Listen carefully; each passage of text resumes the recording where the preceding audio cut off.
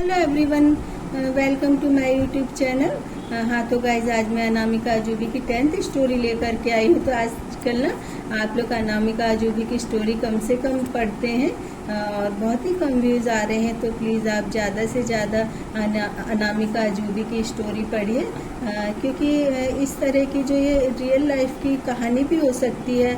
तो ये आपको हर तीसरी चौथी लड़की की ये कहानी मिल जाएगी। तो अनामिका के बीए फर्स्ट ईयर के एग्ज़ाम होने वाले थे और वह एग्ज़ाम की तैयारी कर रही थी। तो तभी बिना किसी अपराध के अनामिका के भाई को एक षड्यंत्र में फंसा दिया गया और उसको 6 महीने की जेल हो गई। और अनामिका की मम्मी रोज़ उसके भाई से जेल में मिलने के लिए जाती थी। तो गाइज, आप सोचिए कि एक महिला के लिए घर से बाहर निकलना कितना मुश्किल होता है और उसकी मम्मी किस तरह से उसके भाई से जेल में मिलने के लिए जाती होंगी, क्योंकि अनामिका के पिता सरकारी कर्मचारी थे। तो घर का और बाहर का सारा काम अनामिका की मम्मी को ही देखना पड़ता था। और 6 महीने के बाद अनामिका के भाई को बेल तो मिल गई, लेकिन 20-25 साल तक केस चलता रहा। और यह भी हमारे यहाँ की न्याय प्रणाली की घोर विडम्बना है कि हर तरफ विकास हो रहा है, लेकिन न्याय प्रणाली उसी तरह से अव्यवस्थित और चरमराई हुई है। और इसी बीच अनामिका की मम्मी गंभीर बीमारी का शिकार हो गई और अनामिका किसी तरह एग्ज़ाम देकर पास तो हो गई, लेकिन उस वक्त अनामिका के सामने हर रोज़ मम्मी की ज़िंदगी कम होती दिखाई देती थी। और दूसरी तरफ लोगों के सवाल कि बेटी की शादी अपनी आंखों के सामने कर दो। और अनामिका की मदर 6 महीने के लिए इलाज के लिए शहर के बाहर गई थी। तो अनामिका ने ही घर की सारी जिम्मेदारी संभाल रखी थी और छोटी सी दुबली पतली अनामिका मालूम नहीं इतनी हिम्मत कहाँ से जुटा पाती थी।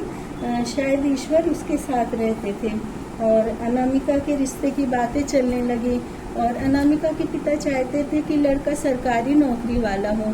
तो कई सरकारी नौकरी वाले लड़के देखे, लेकिन वो अनामिका से कोई 11-12 साल बड़े होते थे, तो कोई 15 साल भी बड़े रहते थे और कोई ये बोल करके चले जाते थे कि आपकी बेटी अभी बहुत छोटी है तो इसको पढ़ाओ लिखाओ। और उसके जो पिता थे ऊंचे, ये चाहते थे कि हमसे ऊंचे दर्जे का ना हो परिवार, क्योंकि अनामिका बहुत सुंदर थी। तो कई पैसे वाले घर से भी उसके लिए रिश्ते आए थे। तो अनामिका की शादी के लिए खुद को किसी भी तरह से तैयार नहीं कर पाई थी, क्योंकि एक तो उसकी एज कम थी और वह हमेशा ही पढ़ती रहती थी और उसकी मदर की बहुत ज़्यादा तबीयत खराब थी और उसको अपनी मदर से बहुत लगाव था। और हाँ, इसी बीच अनामिका के रिश्ते की बात पक्की हो गई और जहाँ से उसकी बात पक्की हो गई वो दूसरे शहर में थे और उनके शहर तक पहुँचने में 6-7 घंटे लगते थे। तो अनामिका को उन लोगों के बारे में बहुत कुछ नहीं मालूम था। तो कुछ रस्में भी हो गई थी और अनामिका को लगा मुझे एक परिवार मिल गया है जिसमें माता पिता भाई बहन। और अनामिका बहुत खुश थी, इतना दूर रहकर भी फैमिली से या पड़ोस से कोई ना कोई उनके घर पर आते थे और काफ़ी दिन तक रिश्ता चला भी। और फिर मालूम नहीं अचानक से क्या हुआ, रिश्ता टूट गया। और इसी बीच अनामिका की मम्मी की और ज़्यादा तबीयत खराब हो गई और अनामिका के 2 बड़े भाई थे। तो फिर बड़े भाई के लिए रिश्ते की बातें चलने लगी और इसी बीच अनामिका ने कॉलेज जाना भी बंद कर दिया था और वह टाइपिंग इंस्टीट्यूट जाती थी, वहाँ भी जाना बंद कर दिया था। और गाइस, कॉलेज में अनामिका की एक फ्रेंड थी और दोनों में फ़र्क बहुत ज़्यादा था, क्योंकि उसकी फ्रेंड मराठी थी और एकदम आधुनिक विचारधारा की थी और रहती तो वो अनामिका की तरह खामोश थी, लेकिन नेचर से बहुत रूड थी। और वहीं दूसरी तरफ अनामिका खामोश रहते हुए बहुत मिलनसार थी और अनामिका खुद के लिए बहुत ही स्ट्रिक्ट रूल फॉलो करने वाली थी और अनामिका को सादगी बहुत पसंद थी। और फिर भी दोनों में बहुत बनती थी।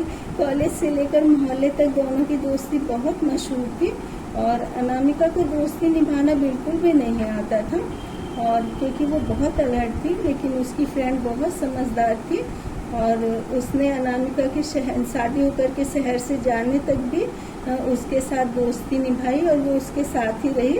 लेकिन अनामिका ने अपनी उस क्लोज फ्रेंड को भी अपने बारे में कुछ नहीं बताया। और अनामिका की वह फ्रेंड अब पूना में किसी बड़े सरकारी हॉस्पिटल में नर्स है। हाँ तो गाइस, जो भी मेरा वीडियो देखते हैं तो उन सभी पेरेंट्स से मेरी एक गुजारिश है कि वो अपनी बेटी की शादी किसी घर में सिर्फ इसलिए ना करें कि आपकी बेटी सुंदर है, क्योंकि सुंदरता की वजह से हम अपनी बेटी की शादी तो कर देते हैं, लेकिन ससुराल वाले सारी उम्र इस बात की सजा देते हैं और उसकी सुंदरता में थोड़ी भी कमी आ जाए तो दूसरी तरफ जाने की धमकी देते हैं। और हमारी बेटियां हमसे तो कुछ नहीं बोल पाती, लेकिन ससुराल उनके लिए एक अभिशाप बन जाता है। और अनामिका भी यही सोचती है कि अनामिका ने अपने पिता की बात मानकर 15-16 साल की उम्र में ही शादी के लिए हाँ कर दिया होता तो उसको अपने लोगों से इतना दूर ना रहना पड़ता, क्योंकि ना तो उसके अंदर कोई सपने जागते और वो शायद सारी उम्र खुश रह पाती। तो आज भी अनामिका यही सोचती है कि शायद उससे कहीं ना कहीं गलती हो गई थी कि उसको अपने फादर की बात मान करके स्कूल के बाद कॉलेज नहीं जाना चाहिए था और शादी कर लेना चाहिए था, क्योंकि वो बहुत छोटी थी उस समय। तो उसको नहीं मालूम था कि शादी होने के बाद में उसे किस किस तरह की परेशानियों का सामना करना पड़ेगा, समाज में किस तरह से जीना पड़ेगा, किस तरह से अपने नेचर को चेंज करना पड़ेगा। तो उसको वो सब बिल्कुल भी कुछ भी नहीं पता था, लेकिन बस उसे यही बात का हमेशा ही दुख होता रहता है कि या तो उसने अपने फादर की बात मान ली होती और या फिर उसके फादर ने जो गलत डिसीजन लिया हुआ था उसके अगेंस्ट कुछ लड़ाई कर ली होती, लेकिन वो दोनों में से कुछ भी नहीं कर सकी। तो गाइज अब मैं नेक्स्ट टाइम अनामिका अजूबी की 11th स्टोरी लेकर के आऊँगी। तो आज मैं ये स्टोरी बताते बताते ना थोड़ी सी मैं सैड हो गई। तो आप मुझे सब्सक्राइब कीजिए और मेरी स्टोरी देखिए।